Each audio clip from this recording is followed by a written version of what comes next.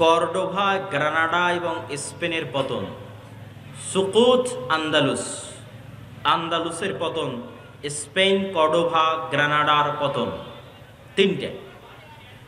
এই তিনটার মধ্যে এখন দুটা চলমান আছে। আপনারা শুধু মসজিদ আকসার কথা জানেন, কর্ডোভার জামে মসজিদের কথা জানেন না। আল্লাহ সুবহানাহু ওয়া তাআলা আমাদেরকে মসজিদ আকসায় যাওয়া থেকে বঞ্চিত রেখেছেন। ঠিক আমাদেরকে আল্লাহ সুবহানাহু ওয়া তাআলা, যদিও কর্ডোভার জামে মসজিদের আলাদা কোনো ফজিলত নাই, কিন্তু কর্ডোভার জামে মসজিদ যাদের টাকায় নির্মিত তারা আমাদের বাপদাদা। কথা কি আমার বুঝতে পারছেন? যেমন উমাইয়া খলিফারা মিশরের 7 বছরের রাজস্ব আয় মসজিদ আকসায় ব্যয় করেছিল, 7 বছরের রাজস্ব আয়। ঠিক তেমনি আন্দালুসের যারা খলিফা ছিল তারা বড় বড় বিজয়ের গনিমতের মাল জামে মসজিদ কর্ডোভায় ব্যয় করে দিয়েছে। জামে মসজিদ কর্ডোভা নিকট অতীতে তথা এখন কাবা এবং মদিনার যে সম্প্রসারণ হয়েছে এখন গত 20-30 বছরে, যে বিশাল সম্প্রসারণ, এই সম্প্রসারণের আগে পৃথিবীর সবচেয়ে বড় মসজিদগুলোর একটা মসজিদ, পৃথিবীর সবচেয়ে বড় মসজিদগুলোর একটা মসজিদ হচ্ছে জামে মসজিদ কর্ডোভা, আরবিতে বলা হয় কুরতুবা, যেখানে একই মসজিদে একই ফ্লোরে 70,000 অথবা তার চেয়ে বেশি মানুষ সালাত আদায় করতে পারবে একই ফ্লোরে। আর ওই মসজিদে এখন প্রবেশ করবেন, দেখবেন মসজিদ মূর্তিতে পরিপূর্ণ। মারিয়াম আলাইহা সালাতু ওয়াস সালাম এবং ঈসা আলাইহিস সালাতু ওয়াস সালামের মূর্তিতে পরিপূর্ণ মসজিদ, তথা খ্রিস্টানদের মা মেরি এবং জেসাস এবং মা মেরির মূর্তিতে পরিপূর্ণ। আর ওখানে একজন মুসলমানকেও ব্যক্তিগতভাবেও সালাত আদায় করতে দেওয়া হবে না। আপনি যদি চুল পরিমাণ আপনার অন্তরে ঈমান থাকে আর আপনি যদি স্পেনে গিয়ে জামে মসজিদ কর্ডোভায় প্রবেশ করেন, তো আপনার চোখ দিয়ে পানি বের হবেই হবে।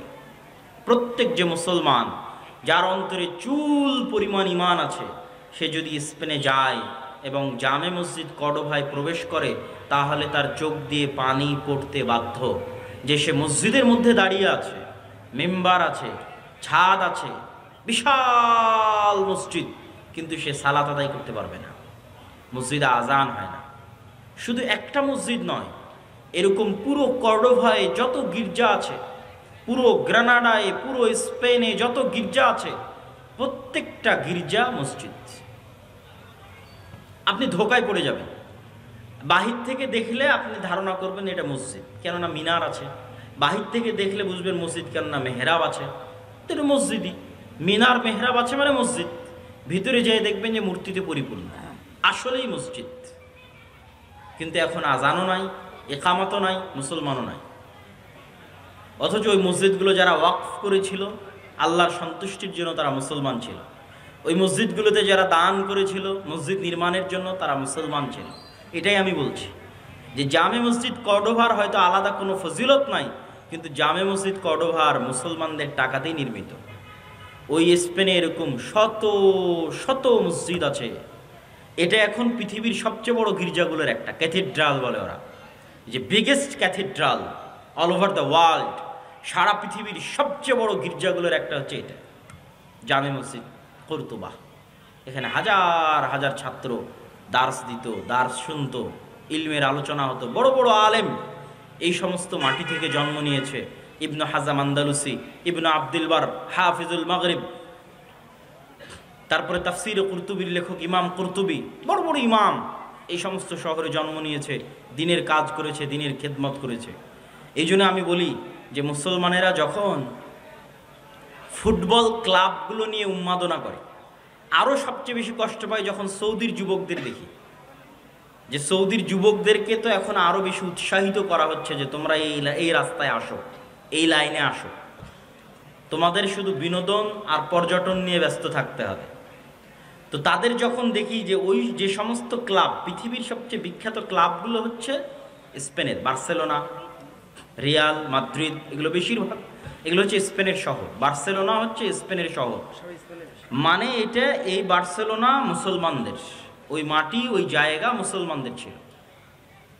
তাহলে আপনি যখন ওইটা নিয়ে উন্মাদনায় ব্যস্ত, তখন যদি আপনাকে নিয়ে গিয়ে আমি জামে মসজিদ কুর্তুবার মধ্যে দাঁড় করাই, কর্ডোবার মধ্যে দাঁড় করাই, সৌদি আরবের এই সমস্ত যুবকদেরকে নিয়ে গিয়ে যদি জামে মসজিদ কর্ডোভায় দাঁড় করানো হয় আর বলা হয় না এখন উন্মাদনা করো তোমার বার্সেলোনা নিয়ে আর রিয়াল আর মাদ্রিদ নিয়ে, কেন আল্লাহ তোমাদের কাছ থেকে এই মসজিদ ছিনিয়ে নিয়েছে? কেন আল্লাহ তোমাদের কাছ থেকে মসজিদ আকসা ছিনিয়ে নিয়েছে? যে সারা পৃথিবীর কোনো মুসলমান আর মসজিদ আকসায় যেতে পারে না, সালাত আদায় করতে পারে না। তো মুসলমানের অন্তরে তো ব্যথা থাকা উচিত যে তিনটা পবিত্র মসজিদ, পবিত্র ভূমি, যেখানে সফর করার আদেশ দেওয়া হয়েছে, যেখানে পড়লে অতিরিক্ত সালাত আদায় করলে অতিরিক্ত নেকির ঘোষণা দেওয়া হয়েছে, এই তিনটা মসজিদের একটা মসজিদ হচ্ছে মসজিদ আকসা। তো ওই মসজিদ আকসায় তো তুমি যেতে পারো না, ওই মসজিদ আকসায় তো তুমি সালাত আদায় করতে পারো না। অথচ আগের যুগের প্রত্যেক মুসলমানেরা ইতিহাস পড়েন, প্রত্যেক যারা মুসলমান আমার বাংলাদেশ থেকে রওনা দিয়েছে, কোনো হাজি একসাথে তিনটা মসজিদ না দেখে ফিরে আসতো না। মানে এটা হচ্ছে হজ ট্রিপের অংশ, যে আপনি এখন হজ এবং উমরায় যাচ্ছেন, মানে এই ট্রিপে তিনটা মসজিদ থাকবে, মসজিদ আকসা হে, মসজিদ নববী হে, হারাম হয়ে তারপর আপনি বাড়ি যাবেন। আগের যুগের মানুষ হজ করার জন্য সফর করবে আর মসজিদ আকসায় যাবে না, এটা কল্পনার বাইরে, এটা অসম্ভব। আর আপনাদের এখন কতজন হাজি আছে হজ করে আসতেছেন মক্কা থেকে, মদিনা থেকে, মসজিদ আকসায় যেতে পেরেছেন? যেতে দিবে আপনাকে? কেউ দিবে না। সম্মানিত উপস্থিতি, এই কষ্ট অন্তরে থাকতে হবে। এই কষ্ট না থাকলে আপনি অনুভবও করতে পারবেন না, আপনার ইমানও জাগবে না এবং আপনার দ্বারা বিজয় সম্ভব নয়। এই কষ্ট সালাহুদ্দিন আইয়ুবীর অন্তরে ছিল। সালাহুদ্দিন আইয়ুবী পণ করেছিলেন, প্রতিজ্ঞা করেছিলেন, আল্লাহর ঘর কাবায় ততদিন পর্যন্ত হজ করার জন্য যাবেন না। আল্লাহর ঘর কাবায় ততদিন পর্যন্ত হজ করার জন্য যাবেন না যতদিন না আল্লাহর আর একটা ঘর, মসজিদ আকসা কার ঘর? বলেন, মসজিদ আকসা কার ঘর? আল্লাহর ঘর।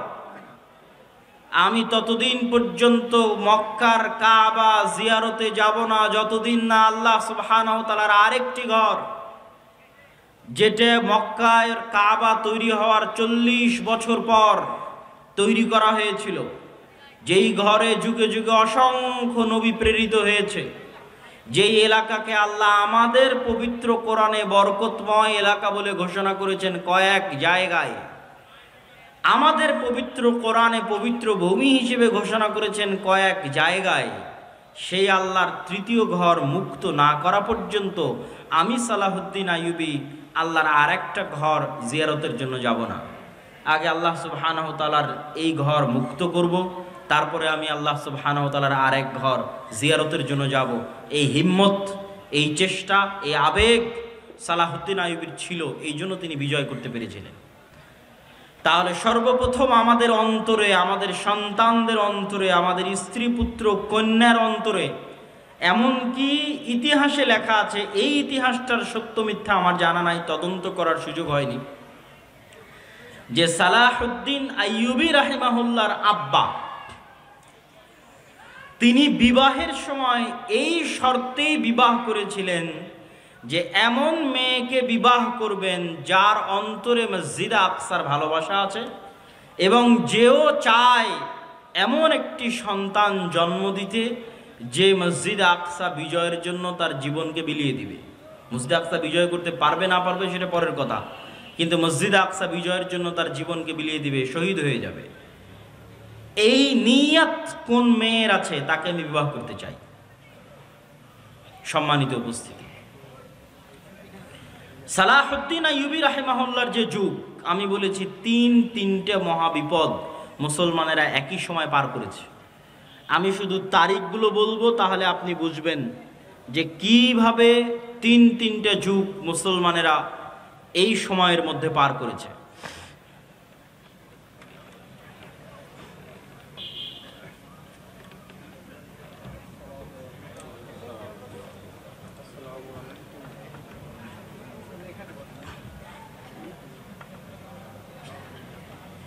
আমরা যদি 1000 খ্রিস্টাব্দ অথবা 1100 খ্রিস্টাব্দকে শুরু ধরি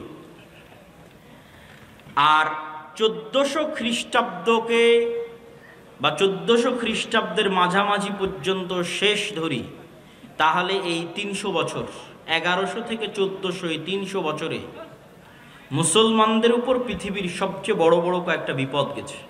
তার মধ্যে এক, মসজিদে আকসা হারিয়ে ফেলা। দুই, মসজিদ আকসা কাদের হাতে মুসলমানেরা হারিয়ে ফেলেছিল? ক্রুসেডারদের হাতে। ক্রুসেডাররা এসেছিল কোথায় থেকে? ইউরোপ থেকে, ইতালি থেকে, ফ্রান্স থেকে, জার্মানি থেকে ক্রুসেডাররা এসেছিল। দুই, বাগদাদের আব্বাসীয় খেলাফতের পতন কাদের হাতে হয়েছিল? মঙ্গোলীয়দের হাতে।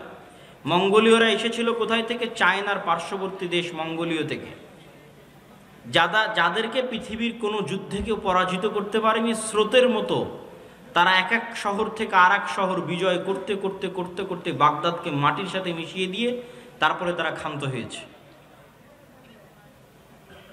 এবং ওই সময়ের আলেম ওলামারা লিখেছে যে এরা ইয়াজুজ মাজুজ। ওই সময়ের আলেম ওলামারা সন্দেহে পড়ে গেছিলেন যে ইয়াজুজ মাজুজ হয়তো এরাই। এইভাবে একের পর এক মুসলিম শহর এলাকা, কোথায় চায়না, এখান থেকে শুরু করলে Uzbekistan, Kyrgyzstan, Kazakhstan, Samarkand, বোখারা, Nishapur, Iran, Iraq, তারপরে ইন্ডিয়ার সাইডের কিছু অংশ, আফগানিস্তান, পাকিস্তান, এগুলো সব বিজয় করতে করতে ইরাকের রাজধানী, তৎকালীন আব্বাসীয় খেলাফতের রাজধানী বাগদাদ পর্যন্ত বিজয় করেছে। এবং তারা এতটাই নৃশংস, এতটাই পশুত্ব তাদের মধ্যে ছিল যে তারা টানা 4 দিন অথবা 5 দিন যাবৎ লক্ষ লক্ষ মুসলমানকে জবাই করেছে এবং মুসলমানদের কাটা মাথা দিয়ে মিনার তৈরি করত। তৃতীয় কোনটা? তৃতীয় হচ্ছে কর্ডোভার পতন, গ্রানাডার পতন। কর্ডোভার পতন হয়েছে 1236, ওই একই সময় স্পেনের পতন। তাহলে এই 3টে বড় ঘটনার মতো একসাথে এত বড় ঘটনা মুসলমানদের উপর আর যায়নি।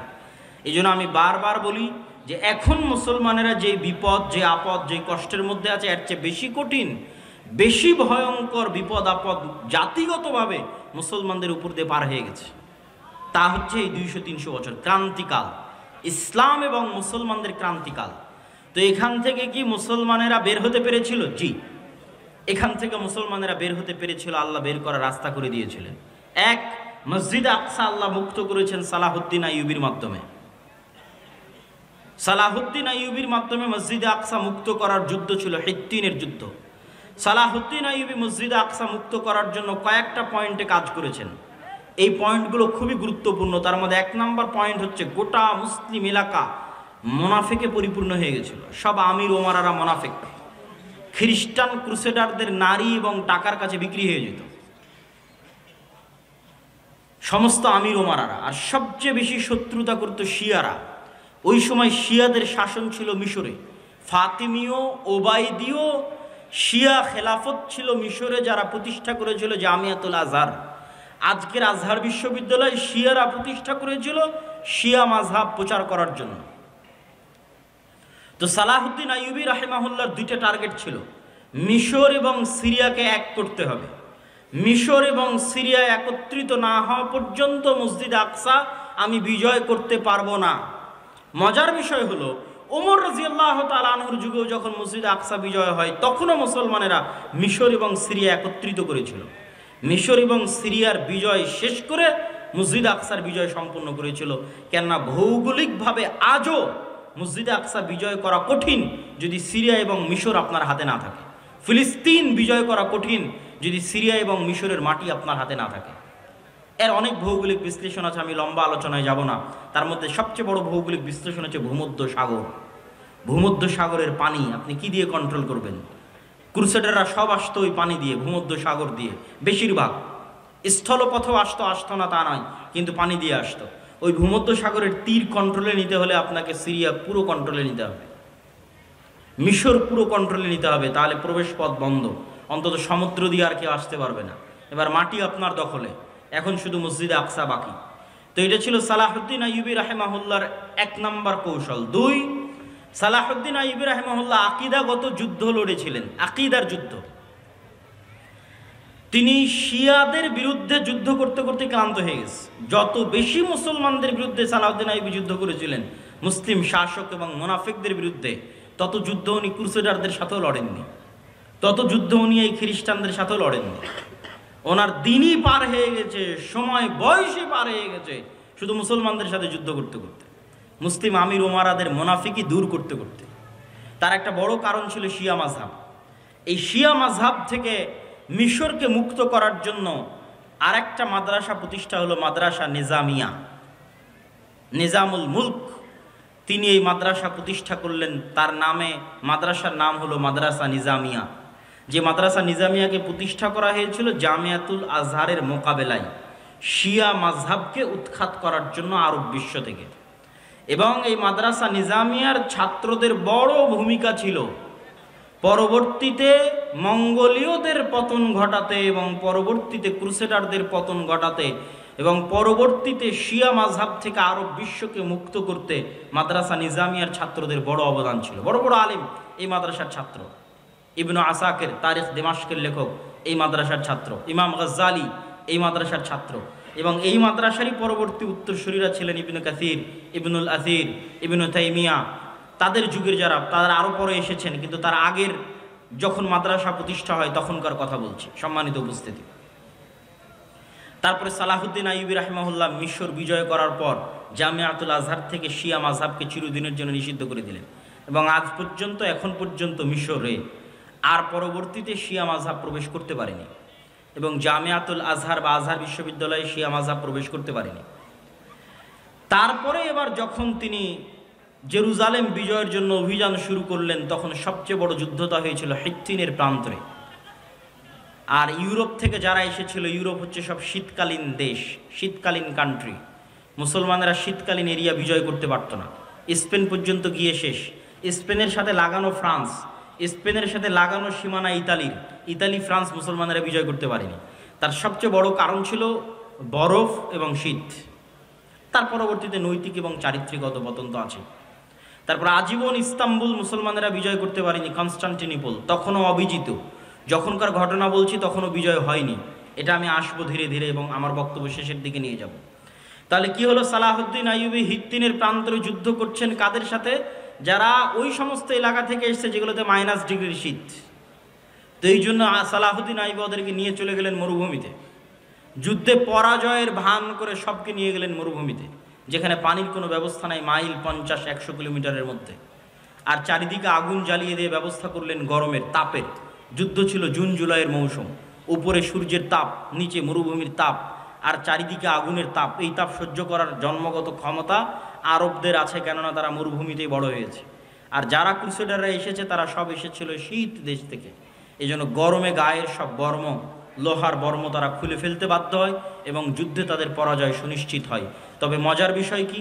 মজার বিষয় হচ্ছে ওমর রাদিয়াল্লাহু তাআলা আনহু মসজিদ আকসা বিজয় করেছেন, এক ফোঁটা রক্ত পড়েনি। সালাহুদ্দিন আইয়ুবী মসজিদ আকসা বিজয় করেছেন, এক ফোঁটা রক্ত পড়েনি। এবং আমি বিশ্বাস করি তৃতীয়বার যখন মসজিদ আকসা বিজয় হবে তখনও এক ফোঁটা রক্ত পড়বে না। এই ধারাবাহিকতা বজায় থাকবে। আল্লাহ সুবহানাহু ওয়া তাআলা সেই ব্যবস্থা করে দিবেন, এটা বিশ্বাস করি অন্তর থেকে ইনশাআল্লাহ। সম্মানিত উপস্থিতি, তাহলে একটা গেল আল্লাহ সালাহুদ্দিন আইয়ুবীর মাধ্যমে মসজিদ আকসা বিজয় করলেন। আর একটা হচ্ছে আইনে জালুতের যুদ্ধ। মঙ্গোলীয়রা বাগদাদের পতন ঘটিয়ে এগিয়ে যাচ্ছে। তিনটা মসজিদ একত্রে তাদের দখলে চলে আসবে। জেরুজালেম দখলে আসবে, মক্কায় দখলে আসবে, মদিনা দখলে আসবে। তিনটা মসজিদকে বাঁচানোর মতো ওই সময় আর কোনো শক্তিশালী শাসক ছিল না, মামলুক, মিশরের মামলুকরা ছাড়া। সালাহুদ্দিন আইয়ুবীর পরপরই 50-100 বছরের মাথায় মঙ্গোলীয়দের এই ঘটনাগুলো। তখন মামলুকদের বাদশা ছিল সাইফুদ্দিন কুতুজ, জাহিরুদ্দিন আল বেরবাস। তাদের সাথে যুদ্ধে সর্বপ্রথম মঙ্গোলীয়রা পরাজয় ঘটে। তাহলে একদিকে জেরুজালেম উদ্ধার হলো, মঙ্গোলীয়দের পরাজয় হলো। পরবর্তীতে মঙ্গোলীয়দের কি হলো? পরবর্তীতে মঙ্গোলীয়রা নিজেরা ইসলাম গ্রহণ করে নিল। এই জন্য আজকে যত পাকিস্তান, ইন্ডিয়াতে খান দেখেন, মুসলমানেরা সব খান, এরা সব হচ্ছে মঙ্গোলীয়দের বংশধর। মঙ্গোলীয়রা পরবর্তীতে সব ইসলাম গ্রহণ করে নিয়েছিল। তার সবচেয়ে বড় কারণ ছিল মঙ্গোলীয়রা ছিল অশিক্ষিত, মূর্খ, অসভ্য। আর তারা মুসলমানদের যে সমস্ত নারী পুরুষদের ধরে নিয়ে যেত, এরা সবাই ছিল শিক্ষিত, উচ্চ মার্গের শিক্ষিত মুসলমান নারী এবং পুরুষরা। তাদের সাথে বিবাহ বন্ধনে আবদ্ধ হওয়ায় ধীরে ধীরে ধীরে ধীরে তাদের পরবর্তী জেনারেশন ইসলাম গ্রহণ করে ফেলে। আর ক্রুসেডাররা কি হলো? ক্রুসেডাররা ফিরে চলে গেল ইউরোপে এবং আজ অবধি তারা ক্রুসেড চালাচ্ছে, চলছেই ক্রুসেড। আচ্ছা, এই দুইটা সংকট কাটিয়ে উঠে মুসলমানদের কোনো অর্জন আছে? আছে। স্পেন মুসলমানেরা ফিরে পায়নি, কিন্তু স্পেনের পরিবর্তে আল্লাহ মুসলমানদেরকে এরপরই স্পেনের পরিবর্তে আল্লাহ মুসলমানদের, এই দীর্ঘদিন যাবৎ মুসলমানেরা কুস্তুনতুনিয়া বিজয় করতে পারে না। কুস্তুনতুনিয়া বিজয়ের ইতিহাস পড়ে দেখেন, কত শত শত সাহাবি, আল্লাহর তাবি, সাহাবিদের তাবি, তাবে তাবি এই কুস্তুনতুনিয়া যুদ্ধে শহীদ হয়েছে। যত চেষ্টা করেছে পারেনি। আবু আইয়ুব আল আনসারী রাদিয়াল্লাহু তাআলা আনহু এই কুস্তুনতুনিয়া বিজয় করতে এসে শহীদ হয়ে গেছে। এই কুস্তুনতুনিয়া বিজয়ের তৌফিক আল্লাহ দিলেন কখন? ক্রুসেডারদের হাতে মসজিদ আকসা হারানোর পরে, আবার মসজিদ আকসা ফিরে পাওয়ার পরে, মঙ্গোলীয়দের হাতে মুসলমানদেরকে চরম শাস্তি এবং আযাব দেওয়ানোর পরে, আবার মঙ্গোলীয়দের হাত থেকে সে আযাব এবং শাস্তি থেকে মুক্তি দেওয়ার পরে, আর স্পেনের গ্রানাডা এবং কর্ডোভার পতনের পরে মুসলমানেরা ইস্তাম্বুল বা আজকের তুরস্ক বিজয় করে, মুহাম্মদ আল ফাতেহ, এবং উসমানীয় খেলাফতের কায়েম হয়। এবং উসমানীয় খেলাফত আমলে মুসলমানদের শান শওকত, শক্তি সামর্থ্য বহাল ছিল। আমি আগেই বলেছি মুসলমানদের রাজনৈতিক বিজয়ের চিহ্ন কি? মসজিদ আকসা আপনার হাতে আছে কিনা? উসমানীয়দের হাতে মসজিদ আকসা ছিল। তারা মসজিদে আকসায় কোনো ইহুদিকে জমি ক্রয়ের পর্যন্ত সুযোগ দেয়নি উসমানীয়রা, কেন ইহুদিদের ব্রেন ছিল খুব শার্প। তারা আগে জমি ক্রয় করে সেখানে তাদের বসতি স্থাপন করতে চাচ্ছিল উসমানীয় খেলাফতের শেষ আমলে। আজ আমরা এই বিপদে কেন? আজ আমরা এই বিপদে আছি তার সবচেয়ে মূল কারণ হচ্ছে ঔপনিবেশিক শাসন আমল, কলোনিয়াল সিস্টেম। পৃথিবীর প্রায় সব মুসলিম দেশই, দুই একটা বাদ দিয়ে প্রায় সব মুসলিম দেশই ইস্তেমার, আরবিতে বলে ইস্তেমার, বাংলায় বলে উপনিবেশ, ইংরেজিতে বলে কলোনি। প্রায় সব মুসলিম দেশই ইউরোপের কোনো না কোনো দেশের কলোনি ছিল নিকট অতীতে। এটা হচ্ছে আমাদের উসমানীয় খেলাফতের পতনকাল থেকে নিয়ে আজ পর্যন্ত এই 150, 200, 300 বছরে, মানে আমরা যে জেনারেশন এখন অবস্থান করছি, এটার লাস্ট 200 বছর বা 250 বছর পৃথিবীর কোনো না কোনো মুসলিম দেশ, কোনো না কোনো ইউরোপিয়ান কান্ট্রির কলোনি ছিল। আমরাও 1947-এর আগ পর্যন্ত ব্রিটিশের কলোনি ছিলাম। তো 1947 তো ভাই এই কয়দিন আগের কথা। অনেকের দাদাও এখনও জীবিত আছে যারা 47 দেখেছে, এখনও জীবিত আছে।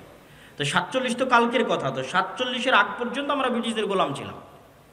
এরকম সারা পৃথিবীর প্রায় সব মুসলিম দেশ কোনো না কোনো ইউরোপিয়ান কান্ট্রির গোলাম ছিল। এবং এর উপর আমার লম্বা বিস্তারিত আলোচনা আমি গতকাল করেছি। এই গোলামির নিজাম থেকে ওই ব্রিটিশরা যেমন পুরো ভারতকে 3 ভাগে ভাগ করে দিল, বাংলাদেশ, পাকিস্তান এবং ইন্ডিয়া, ঠিক ওই ব্রিটিশরা যখন তাদের আরবে কলোনি ছিল তখন তারা আরবকে এমনভাবে ভেঙে চূর্ণ বিচূর্ণ করে দিল। কাতার নামে পৃথিবীতে কোনো দেশই ছিল না, আরব আমিরাত নামে পৃথিবীতে কোনো দেশই ছিল না, জর্ডান নামে পৃথিবীতে কোনো দেশই ছিল না, ইসরায়েল নামে পৃথিবীতে কোনো দেশই ছিল না, লেবানন নামে পৃথিবীতে কোনো দেশই ছিল না। ঠিক তেমনি বাংলাদেশ বা পাকিস্তান নামে পৃথিবীতে কোনো দেশ ছিল না। এগুলো সব ওই যে ইস্তেমার, কলোনিয়াল সিস্টেম। ওরা যখন এই দেশগুলো ছেড়ে গেছে তখন ডিভাইড অ্যান্ড রুল, ভাগ করে গেছে, নতুন দেশ তৈরি করে গেছে। তো ওই শাম, সিরিয়াকে জর্ডানে ভাগ করেছে, লেবাননে ভাগ করেছে, একটু দিয়েছে জর্ডান, একটু দিয়েছে লেবানন, একটু দিয়েছে কাতার, একটু দিয়েছে আরব আমিরাত, একটু দিয়েছে বাহরাইন, একটু একটু করে দিয়ে ওর মধ্যে থেকে ইসরায়েল বের করেছে। ওর মধ্যে থেকে অল্প একটু জায়গা বের করেছে ইসরায়েলের জন্য। অনেক দীর্ঘদিনের সুপরিকল্পনার ফসল এবং মুসলমানদের অধপতনের ফসল, মুসলমানদের উপর আল্লাহর আযাব এবং গজবের যে আলামত সেটার প্রমাণ। আর এই আযাব এবং গজব থেকে উদ্ধার হওয়া সম্ভব নয় আমল এবং ইমানে পরিবর্তন ছাড়া। আমল এবং ইমানে পরিবর্তন ছাড়া সম্ভব নয়। আমি আপনাকে চ্যালেঞ্জ দিয়ে বলতে পারি, যেই ইহুদিরা ইসরায়েলে আছে তারা তাদের ধর্ম পালনে, আপনারা আপনাদের ধর্ম পালনে যতটুকু অ্যাক্টিভ তার চেয়ে বেশি অ্যাক্টিভ। কথা মনে হয় আমার বুঝতে পারেননি। আপনাদের কতজনের মুখে দাঁড়িয়ে আছে, আর ইহুদি একটা পল্লী মহল্লায় গিয়ে দেখবেন ওদের কতজনের মুখে দাঁড়িয়ে আছে। ইহুদিরা সারা পৃথিবীর মানুষকে চায় যে তারা খারাপ থাকুক, কিন্তু তারা নিজেরা ভালো থাকবে। সারা পৃথিবীর মানুষ মদ খেলে, জুয়া খেললে তাদেরকে গোলাম বানানো সহজ, কিন্তু তাদের সন্তানেরা যদি জুয়া খেলে, মদ খায়, তাহলে তারা পৃথিবী শাসন করতে পারবে না।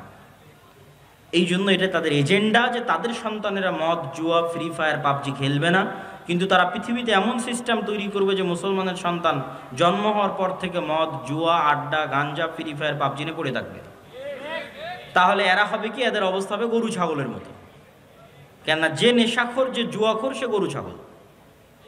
তার পৃথিবীতে কেন দেশে কেন, এলাকায় কেন, বাড়িতে পর্যন্ত শাসন ক্ষমতা কায়েম করতে পারবে না। একটা জুয়াখোর, একটা মদখোর কি বাড়িতে শাসন চালাতে পারবে? পারবে না। তো যে জুয়াখোর মদখোর বাড়িতে শাসন চালাতে পারবে না, ও কোশ্চিন কালো মসজিদে আকসা বিজয় করতে পারবে না। যে ফ্রি ফায়ার পাবজিতে ব্যস্ত আছে, ও বাড়ি চালাতে পারবে না, তো মসজিদে আকসা কেমনে বিজয় করবে? তো কিন্তু ইহুদিরা তাদের সন্তানকে জন্মের পর থেকে বলবে পড়ো পড়ো পড়ো পড়ো, জ্ঞান অর্জন করো, বড় হও, পৃথিবী শাসন করতে হবে, অস্ত্র বানাও, জ্ঞান বিজ্ঞান নিয়ে ব্যস্ত থাকো, আর গোটা আরব বিশ্বকে ব্যস্ত রাখো পর্যটন আর বিনোদনে, দুবাই আর কাতারকে ব্যস্ত রাখো ফুটবল বিশ্বকাপে, আর ফুটবল বিশ্বকাপ আয়োজন করা আর এগুলো খেলাধুলা নিয়ে পড়ে থাকা যদি খুবই ভালো হতো, তাহলে ইসরায়েলই আগে থাকতো। কথা বুঝতে পেরেছেন? ইসরায়েল কিসে সবার আগে? অস্ত্র বানাও, অস্ত্র কিনো, এটাতে সবার আগে, জ্ঞান বিজ্ঞানে সবার আগে। আর ওর পাশের যে মুসলিম দেশগুলো আছে, ওরা কিসে আগে? ওরা হচ্ছে পর্যটনের জন্য বানাও, বিনোদনের জন্য বানাও, টাকা অঢেল, কিন্তু সব খরচ করছে পর্যটন বিনোদনে। এই জন্য আল্লাহর গজব আরো কন্টিনিউ হচ্ছে, আরো দীর্ঘস্থায়ী হচ্ছে। এই গজব থেকে মুসলমানদের বের হতে হলে দ্বীনে ফিরে আসতে হবে। মুসলমানদের সবচেয়ে বড় শক্তির জায়গা হচ্ছে তাদের দ্বীন, তাদের আকীদা, তাদের বিশ্বাস। সারা পৃথিবীতে তারা শিখিয়েছে যে তোমরা সন্তান কম নাও, আর কোনো ইহুদি ফ্যামিলি পাবেন না যেখানে 6টা 7টা করে বাচ্চা নাই, পাবেন না। আপনি নিজে আজকে তদন্ত করতে পারেন, কেন এরা পৃথিবীর খুবই রহস্য ঘেরা একটা জাতি। এদের বিষয়ে কোনো তথ্য পাবেন না, এদের বিষয়ে গবেষণা করতে গেলে আপনি দেখা যাচ্ছে আউট হয়ে যাবেন পৃথিবী থেকে। অত্যন্ত রহস্য ঘেরা একটা জাতি, অনেক অল্প সংখ্যক। কিন্তু যদি আপনার পক্ষে সম্ভব হয়, বিশেষ করে যে সমস্ত মুসলমান ভাইয়েরা ইউরোপে আছেন, তারা ইহুদি পল্লীগুলোতে গিয়ে দেখবেন তাদের কয়টা করে সন্তান, আর তাদেরই এনজিওগুলো আপনার মুসলিম এলাকায় গিয়ে বলতেছে তোমাদের সন্তান কমাও। এই জন্য তারা টার্গেট করে, ইচ্ছা করে ফিলিস্তিন গাজায় শিশুদেরকে হত্যা করতেছে। ঠিক যেমন ফেরাউন বানু ইসরায়েলের শিশুদেরকে হত্যা করত। তাহলে দুইভাবে আপনার শিশুকে হত্যা করতেছে, এক বম মেরে হত্যা করতেছে, আর এক আপনার মাথায় দিয়ে দিয়েছে যে আপনি 2টার বেশি যেন সন্তান না নেন। কিন্তু সে জন্ম দিচ্ছে 6টা 7টা 8টা 10টা করে।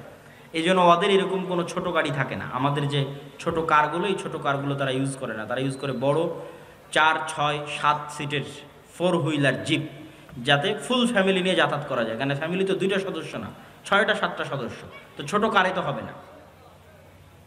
তারা সারা পৃথিবীতে সুদি বিজনেস তৈরি করে রেখেছে, কিন্তু তারা নিজেরা পরস্পরের সাথে সুদি লেনদেন করে না।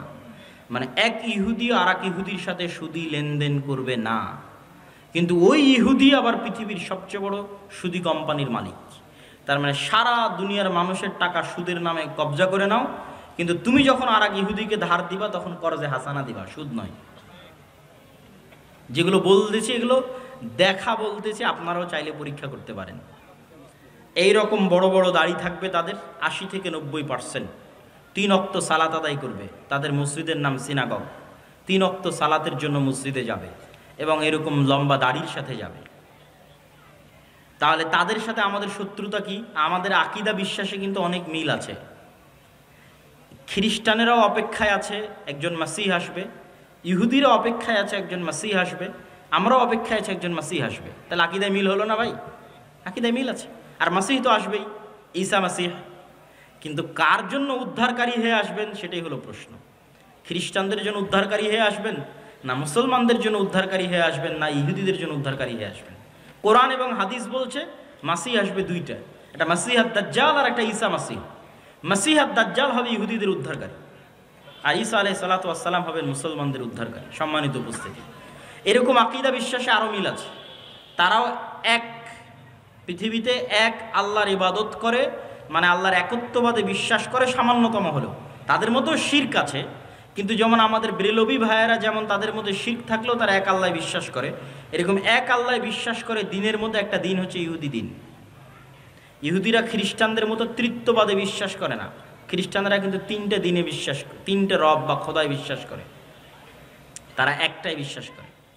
মুসলমানেরাও একটাই বিশ্বাস করে। তাহলে শত্রুতা কোথায়? শত্রুতা আমাদের পক্ষ থেকে নয়। মুসলমানেরা কোনো দিনই জাতিগতভাবে ইহুদিদের সাথে শত্রুতা করে। কারণ এটাই যে আপনি আজকে আমেরিকাকে প্রস্তাব দেন যে আপনাদেরকে আমরা মুসলমানেরা সারা দুনিয়া দিয়ে দিতে চাই, শুধু মসজিদ আকসা আমাদের দিতে হবে। তারা রাজি হবে না। জেরুজালেম আমাদের দিতে হবে, রাজি হবে না। আপনি ইহুদিদের বলেন যে তোমাদের জন্য আমরা নতুন একটা জান্নাত বানিয়ে দেব ইউরোপ আমেরিকার মধ্যে, তোমরা যাও সেখানে।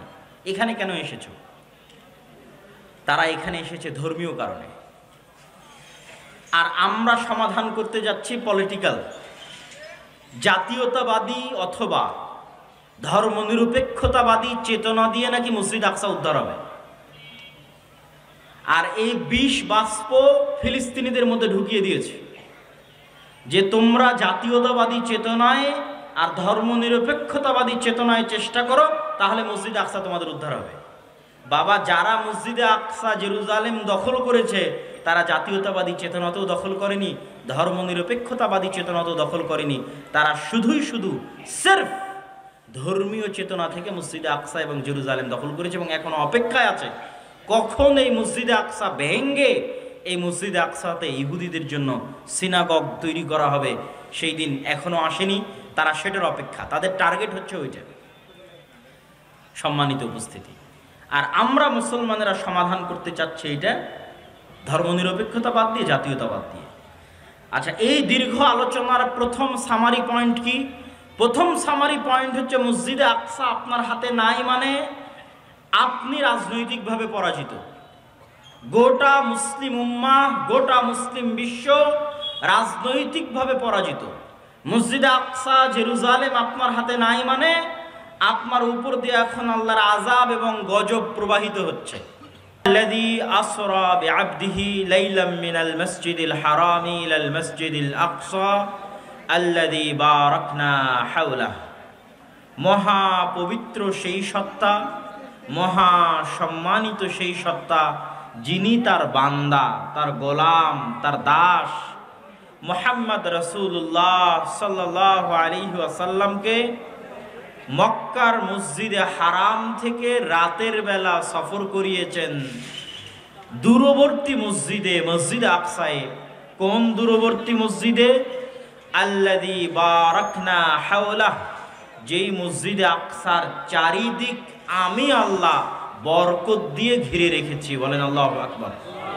এটা কোরআনের আয়াতের অনুবাদ করলাম। আল্লাহ বলছেন আমি বরকত দিয়ে ঘিরে রেখেছি মসজিদ আকসা এবং তার চারপাশ। আল আরদুল মুকাদ্দাসাহ, এটা আল্লাহ কোথায় বললেন? ওয়ানাজ্জাইনাহু ওয়া লূতান, আমি ইব্রাহিমকে এবং লূতকে আশ্রয় দিয়েছি এমন মাটিতে আল্লাতী বারাকনা ফীহা লিল আলামিন। লূত আলাইহিস সালাতু ওয়াস সালাম এবং ইব্রাহিম আলাইহিস সালাতু ওয়াস সালামকে এমন মাটিতে আশ্রয় দিয়েছি যেই মাটিতে আমি বরকত রেখেছি সারা পৃথিবীর মানুষের জন্য। বলেন আল্লাহু আকবার। বারাকনা ফীহা লিল আলামিন, সারা পৃথিবীর মানুষের জন্য বরকত রেখেছি। লূত আলাইহিস সালাতু ওয়াস সালামকে কিভাবে আশ্রয় দিলেন? তার শহর ডেড সিকে আল্লাহ উল্টিয়ে দিয়েছিলেন, জর্ডান এবং ইসরায়েলের সীমান্তবর্তী, উল্টিয়ে দিয়ে সমূলে ধ্বংস করে দিয়েছিলেন। যারা মুমিন ছিল তাদেরকে বাঁচিয়ে দিয়েছিলেন। সেই মুমিন সহ লূত আলাইহিস সালাম সহ তারা ওই ধ্বংস শহর থেকে পালিয়ে যেখানে আশ্রয় নিয়েছিলেন সেটাই আজকের জেরুজালেম, সেটাই আজকের মসজিদ আকসা, সেটাই বাইতুল মুকাদ্দাস। আর ইব্রাহিমকে আশ্রয় দিয়েছি। ইব্রাহিম আলাইহিস সালাতু ওয়াস সালাম পিতার অত্যাচারে ইরাকের ব্যাবিলন শহর থেকে পালিয়ে গিয়ে যেখানে হিজরত করেছিলেন, দারুল হিজরা।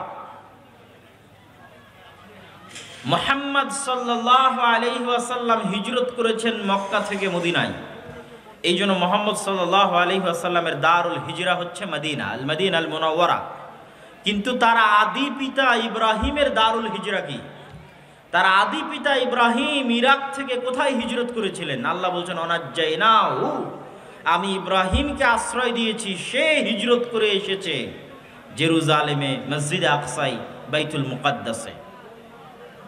এবং আল্লাহর নবীও আদেশ দিয়েছেন শেষ যুগে সত্য, হক যেখানে যেখানে পাওয়া যাবে তার মধ্যে অন্যতম একটি জায়গা হচ্ছে তার পিতা ইব্রাহিমের দারুল হিজরা, শাম বা সিরিয়ায়। চিরদিন একদল মানুষ হকের উপর কায়েম থাকবে, এই মর্মে যে হাদিসগুলো আছে সেই হাদিসগুলোর ব্যাখ্যায় বলা আছে যে ওই হকের উপর কায়েম থাকা দলের একটা অন্যতম জায়গা হবে শাম, দারুল হিজরা লি ইব্রাহিম। ইব্রাহিম আলাইহিস সালাতু ওয়াস সালাম যেখানে হিজরত করেছিলেন সেই জেরুজালেম, বাইতুল মুকাদ্দাস, মসজিদে আকসা। আর এই মাটিকে আল্লাহ কোরআনে আল আরদুল মুকাদ্দাসা বলেছেন মুসা আলাইহিস সালাতু ওয়াস সালামের সময়ে। কি বলেছেন? ইয়া কওমি দুখুলুল আরদাল মুকাদ্দাসা, হে আমার জাতি তোমরা প্রবেশ করো ওই শহরে যেই শহর পবিত্র, যেই শহরকে আল্লাহ তোমাদের জন্য পবিত্র করে দিয়েছেন, সেই জেরুজালেম পবিত্র শহরে তোমরা প্রবেশ করো। এগুলো সব কোরআনের আয়াত বললাম 4 থেকে 5টি, যার সবগুলোই মসজিদে আকসা, জেরুজালেমকে কেন্দ্র করে এবং সেগুলোর পবিত্রতা, সম্মান এবং মর্যাদার প্রমাণ বহন করে। এই সংক্ষিপ্ত আলোচনায় আমরা জানলাম মসজিদ আকসার নাম কিভাবে মসজিদ আকসা হলো। এর দ্বিতীয় আরেকটা নাম হচ্ছে আরদে মুকাদ্দাসা। মসজিদ আকসার সাথে মুসলমানদের সম্পর্ক কি? মসজিদ আকসার সাথে মুসলমানদের সবচেয়ে বড় সম্পর্ক হচ্ছে তাহবিলুল কিবলা, কিবলার ঘটনা, কিবলা পরিবর্তনের ঘটনা। কদ নারা তাকাল্লুবা ওয়াজহিকা ইলাস সামা, কিবলা পরিবর্তনের ঘটনায় ঐতিহাসিকগণ লিখেছেন, মুফাসসিরিনে কেরাম লিখেছেন, মুহাদ্দিসিনে ইদাম লিখেছেন যে আল্লাহ সুবহানাহু তাআলা যখন সালাত ফরজ করেন মেরাজের রাতে, তারপরে রাসূলুল্লাহ সাল্লাল্লাহু আলাইহি ওয়াসাল্লাম মক্কায় যখন সালাত আদায় করা শুরু করেন, তখন তিনি মসজিদে আকসা মুখী হয়ে সালাত আদায় করতেন এবং কাবা ঘরের এমন জায়গায় দাঁড়াতেন যেখানে দাঁড়ালে সামনে কাবাও পড়বে, সামনে মসজিদে আকসাও পড়বে। এটা অস্বাভাবিক কিছু না। আমার সামনে একটা ঘর আছে, এই ঘরকে সামনে রেখে আমি কাবাকে সামনে রাখতে চাই, কঠিন কিছু না। ঘরের আমি ওই পাশে দাঁড়াবো যেই পাশে দাঁড়ালে কাবাও সামনে হবে, ঘরও সামনে হবে। তো আল্লাহর নবী এখন মক্কায় আছেন, কাবায় আছেন, উনি সালাত আদায় করবেন মসজিদ আকসা মুখী হয়ে। তাহলে উনি কাবার এমন পাশে দাঁড়াতেন যেই পাশে দাঁড়ালে কাবাও সামনে, মসজিদ আকসাও সামনে। কথা কি আমার বুঝতে পারছেন? তখন রাসূলুল্লাহ সাল্লাল্লাহু আলাইহি ওয়াসাল্লাম মদিনায় হিজরত করেননি, এই জন্য তার অন্তরে কোনো কষ্ট, কোনো ব্যথা, কোনো দুঃখ ছিল না। একই সাথে দুই মসজিদের দিকে মুখ করে সালাত আদায় করতে পারছি, কাবা ঘরের এমন পাশে দাঁড়াচ্ছি যেখান থেকে মসজিদে আকসার দিকে মুখ করলে আমার সামনে কাবা, তারপরে মসজিদে আকসা। সুতরাং রাসূলুল্লাহ সাল্লাল্লাহু আলাইহি ওয়াসাল্লাম তেমন কোনো ব্যথা অনুভব করতেন না। কিন্তু ব্যথা অনুভব করা শুরু করলেন কখন? যখন তিনি মক্কা থেকে হিজরত করে মদিনায় চলে আসলেন। মদিনায় আসার পরে ওনার জন্য বিপদ হলো দুটা, সামনে কাবা নাই, আর কাবার দিকে মুখ করে সালাত আদায়ের সুযোগও নাই। কেননা সালাত আদায়ের আদেশ আছে, মসজিদ আকসা মুখী সালাত আদায়ের আদেশ। তো মদিনা থেকে উনি একসাথে কখনই পারবেন না, ভৌগোলিক কারণে, যে উনি মসজিদ আকসা মুখী হলে কাবাকে সামনে রাখা সম্ভব নয়। তাহলে একে তো সামনে কাবা নাই, কাবা থেকে বিচ্ছিন্নতার ব্যথা, আর দ্বিতীয়ত কাবাকে যে স্মরণ করবেন, কাবার দিকে যে মুখ করে সালাত আদায় করবেন সেটাও নাই। আল্লাহর বিধান অনুযায়ী আদেশ আছে মসজিদ আকসা মুখী সালাত আদায় করার। এই কষ্টে রাসূলুল্লাহ সাল্লাল্লাহু আলাইহি ওয়াসাল্লাম সালাত আদায় করেছেন 17 মাস মদিনা মুনাওয়ারায়। 17 মাস পর আল্লাহর আয়াত নাজিল হয় যে আপনি এখন মুখ ফিরিয়ে নিন মসজিদে আকসার দিকে। মসজিদে আকসার দিকে মুখ ফিরিয়ে না, মসজিদে কাবা ঘরের দিকে মুখ ফিরিয়ে নিন। তো কাবা ঘরের দিকে মুখ ফিরিয়ে নেওয়ার এই আদেশ আমাদের কাছে শুধু ধর্মীয় দৃষ্টিকোণ থেকে সালাতের সাথে কানেক্টেড হলেও এর কিছু পলিটিক্যাল ভিউ আছে, পলিটিক্যাল অ্যানালাইসিস আছে, রাজনৈতিক বিচার ও বিশ্লেষণ আছে এই আদেশের সাথে। সেই রাজনৈতিক বিচার ও বিশ্লেষণ হচ্ছে, মক্কায় কোরাইশরা ব্যতীত অন্য ধর্মের মানুষ তেমন বসবাস করত না।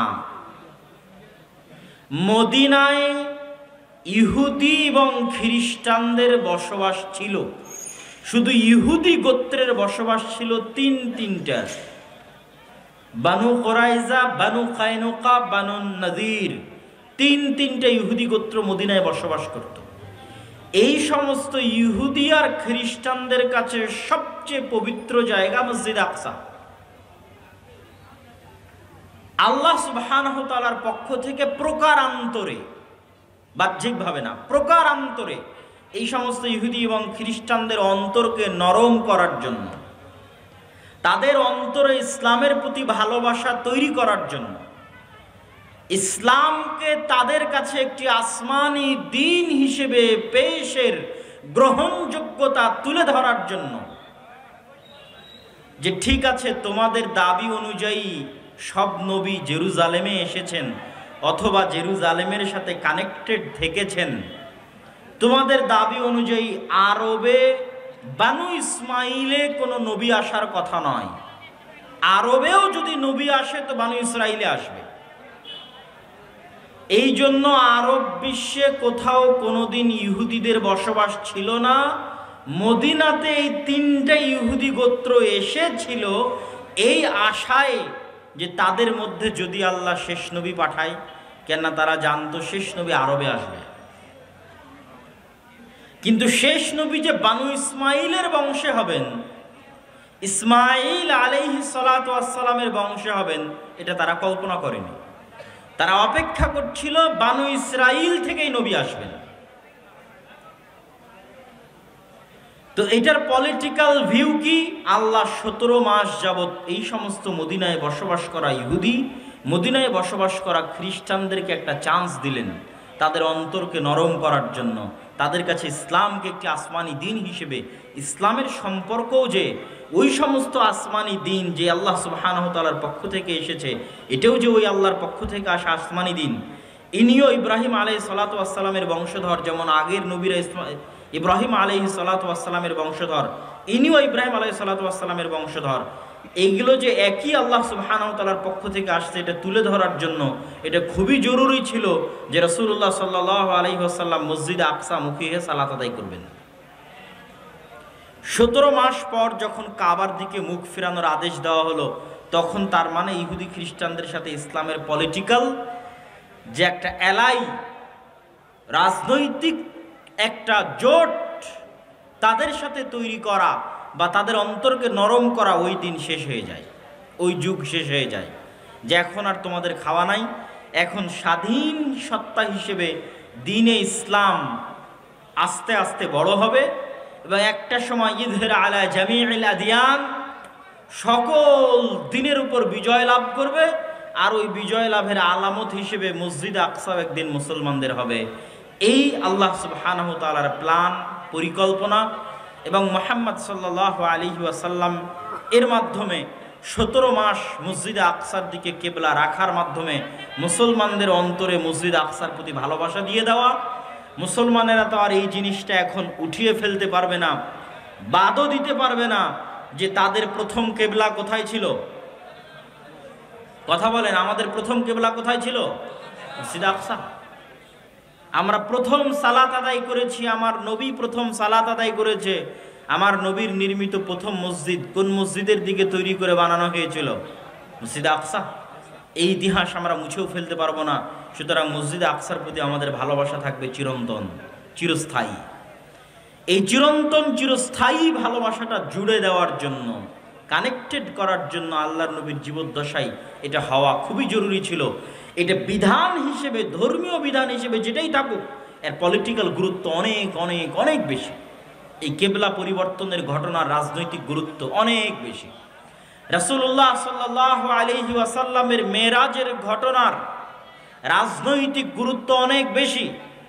যে নবী মুহাম্মদ সাল্লাল্লাহু আলাইহি ওয়াসাল্লাম দাবি করছেন আল্লাহ সুবহানাহু ওয়া তাআলা কোরআনে আয়াত অবতীর্ণ করে বলছেন যে আমি আমার বান্দাকে মসজিদে হারাম থেকে মসজিদে আকসায় নিয়ে গেছি, সকল নবীর ইমামতিতে সেখানে সালাত আদায় করেছি, বরাক তিনি সেখানে বেঁধে রেখেছেন, সেখান থেকে তিনি আসমানে গেছেন। এই ইতিহাস, এই ঘটনা, পৃথিবীর ইতিহাসের এই ঘটনার গুরুত্ব শুধু ধর্মীয় দিক থেকে নয়, রাজনৈতিক দিক থেকে অনেক অনেক শক্তিশালী।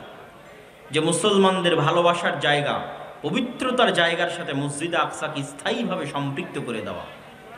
মুসলমানেরা যে ইবাদত দৈনিক 5 বার করে, সেই ইবাদতের সাথে ওতপ্রোতভাবে জড়িয়ে আছে মসজিদে আকসা।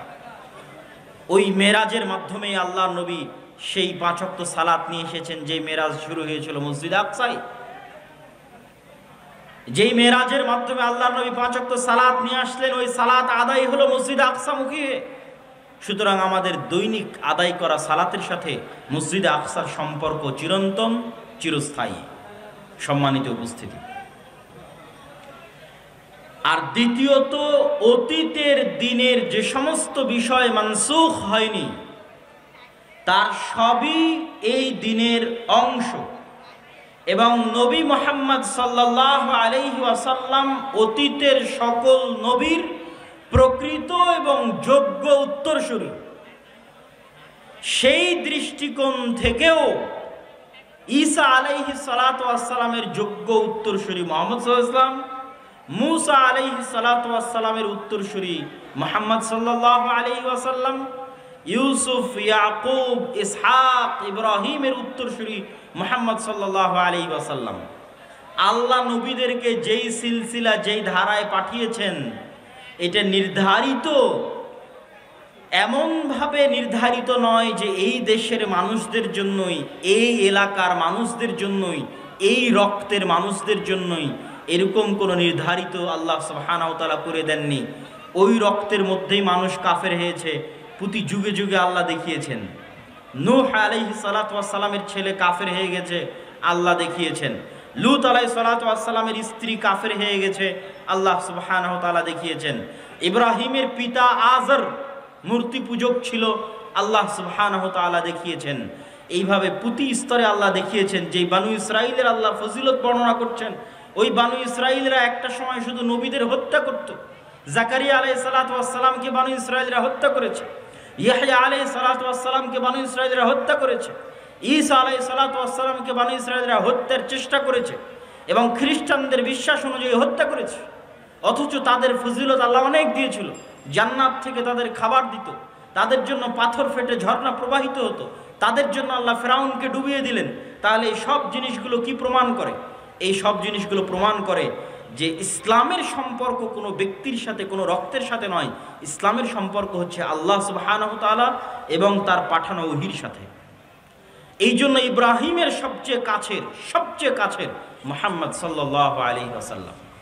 দ্বীনের কারণে, তাওহীদের কারণে মিল্লাত ইব্রাহিমের সবচেয়ে শক্তিশালী দাবিদার মুহাম্মদ সাল্লাল্লাহু আলাইহি ওয়াসাল্লাম। আর সারা পৃথিবীতে যারা মিল্লাত ইব্রাহিমের দাবি করছে তারা মিথ্যু। ইহুদিদের দাবি কি? যে তারা মিল্লাত ইব্রাহিম। খ্রিস্টানদের দাবি কি? তারাও মিল্লাত ইব্রাহিম।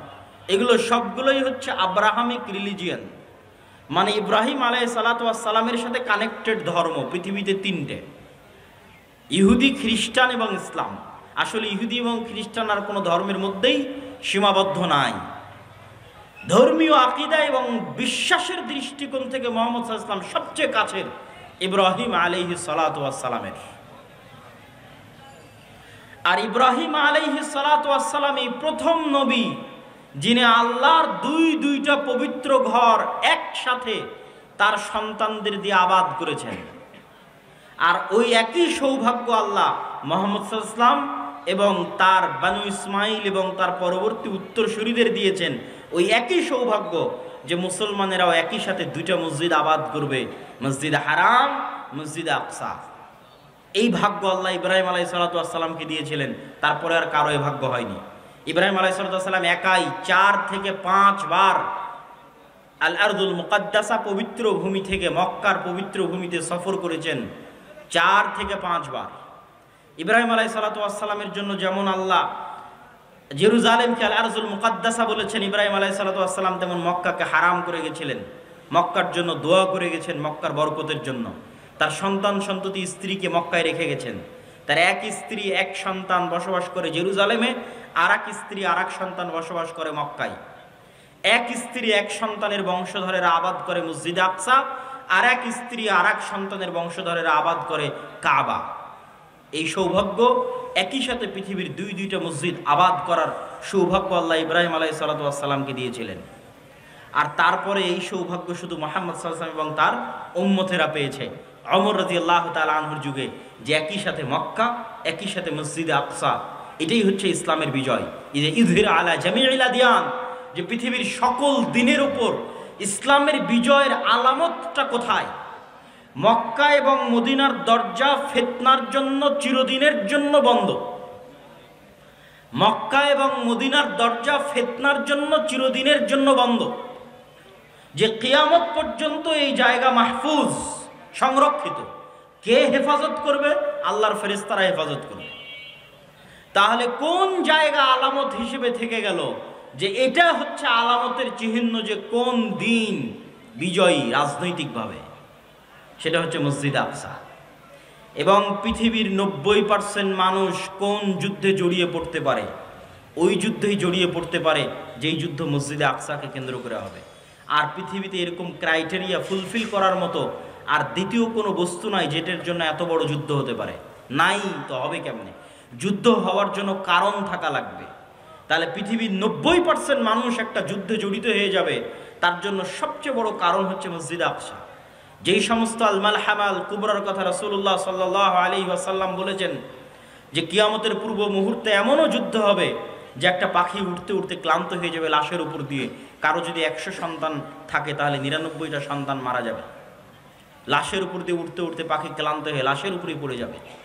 তথা পৃথিবীর 90% মানুষ এই যুদ্ধে অংশগ্রহণ করবে। এই যুদ্ধ একমাত্র মসজিদ আকসাকে কেন্দ্র করেই হতে পারে, একমাত্র জেরুজালেমকে কেন্দ্র করে হতে পারে। কেন? এখানে কারণ আছে। কারণ এটাই যে আপনি আজকে আমেরিকাকে প্রস্তাব দেন যে আপনাদেরকে আমরা মুসলমানেরা সারা দুনিয়া দিয়ে দিতে চাই, শুধু মসজিদ আকসা আমাদের দিতে হবে। তারা রাজি হবে না। জেরুজালেম আমাদের দিতে হবে, রাজি হবে না। আপনি ইহুদিদের বলেন যে তোমাদের জন্য আমরা নতুন একটা জান্নাত বানিয়ে দেব ইউরোপ আমেরিকার মধ্যে, তোমরা যাও সেখানে। এখানে কেন এসেছো? তারা এখানে এসেছে ধর্মীয় কারণে। আর আমরা সমাধান করতে যাচ্ছি পলিটিক্যাল, জাতীয়তাবাদী অথবা ধর্মনিরপেক্ষতাবাদী চেতনা দিয়ে নাকি মসজিদ আকসা উদ্ধার হবে।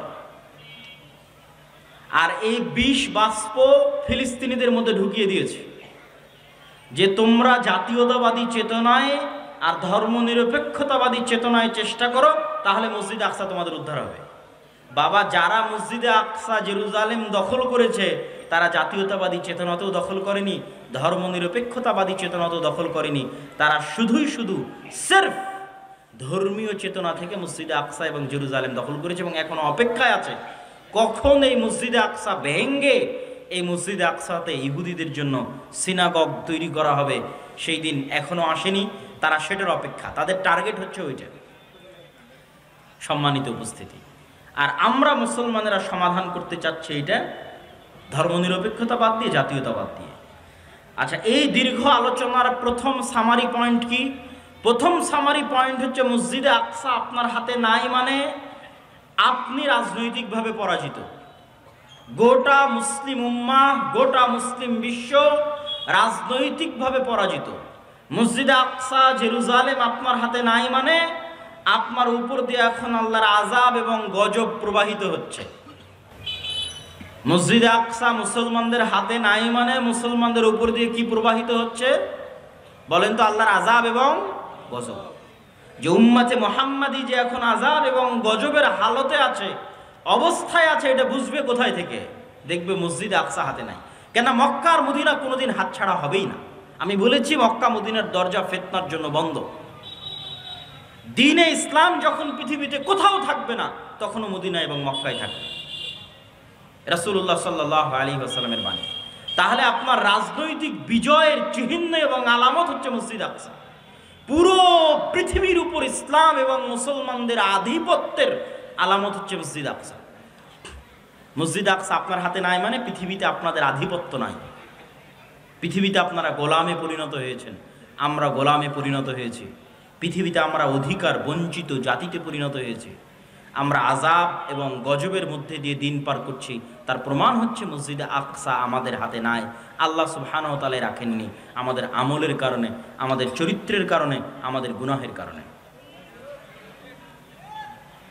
আর আমরা এই মসজিদে আকসা ফেরত পেতে পারবো না, মিছিল আয়োজনের মাধ্যমেও ফেরত পেতে পারবো না, ফেসবুকে লেখালেখির মাধ্যমেও ফেরত পেতে পারবো না।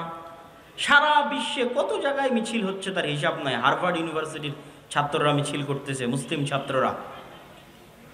আমি যে শহর থেকে আসলাম, ডান্ডি ইউনিভার্সিটির যারা মুসলিম সোসাইটি আছে তারাও সমাবেশ আয়োজন করেছে মসজিদে আকসার জন্য। কিন্তু প্রশ্ন এটা নয়, প্রশ্ন হচ্ছে যারা এই সমাবেশটা আয়োজন করেছে তারা কি ওই মসজিদে আকসা আবাদ করার যোগ্য? আল্লাহ কি তাদেরকে যোগ্য হিসেবে বিবেচনা করছেন? এটাই হলো প্রশ্ন, যে আপনি কি আপনার নিয়ত, আপনার ইখলাস, আপনার আমল দিয়ে মসজিদে আকসার উত্তরসূরি হওয়ার, উত্তরাধিকারী হওয়ার যোগ্য হিসেবে নিজেকে গড়ে তুলতে পেরেছেন, যে আপনার হাত দিয়ে মসজিদে আকসা বিজয়ী হবে, বিজয় হবে? এই মসজিদ আকসা কার কার হাত দিয়ে বিজয় হয়েছে? ইউশা বিন নুনের হাত দিয়ে বিজয় হয়েছে। এই মসজিদে আকসা দাউদ আলাইহিস সালাতু ওয়াস সালামের হাত দিয়ে বিজয় হয়েছে। এই মসজিদে আকসা ওমর ইবনুল খাত্তাব রাদিয়াল্লাহু তাআলা আনহুর হাত দিয়ে বিজয় হয়েছে। এই মসজিদে আকসা সালাহুদ্দিন আল আইয়ুবির হাত দিয়ে বিজয় হয়েছে। তাদের এই বিজয়ের ঘটনাগুলো পড়েন, তাদের আমল, আখলাক, চরিত্র, আকীদা, বিশ্বাস দেখেন, যে আল্লাহ সুবহানাহু ওয়া তাআলা কেন, কিভাবে তাদেরকে এই বিজয় দান করেছিলেন।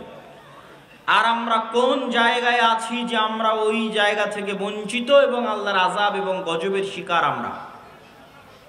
সম্মানিত উপস্থিতি, আজকে আমরা মুসলমানেরা যে কঠিন এবং ভয়াবহ অবস্থার মুখোমুখি, এই কঠিন এবং ভয়াবহ অবস্থার চাইতেও কঠিন এবং ভয়াবহ অবস্থা মুসলমানদের ইতিপূর্বে গেছে, এর চাইতেও কঠিন আর ভয়াবহ। সেটাই আপনাদেরকে শোনানোর জন্য সংক্ষিপ্ত একটা সামারি দিই। সেই সংক্ষিপ্ত সামারি হচ্ছে, মুসলমানেরা মাত্র 200 থেকে 300 বছরের মধ্যে যত যত বড় বড় ঝড় মোকাবেলা করেছে, এত বড় ঝড় তারপরে এখন পর্যন্ত আর মোকাবেলা করেনি। এই ঝড়গুলো কি কি? 3টে ঝড়।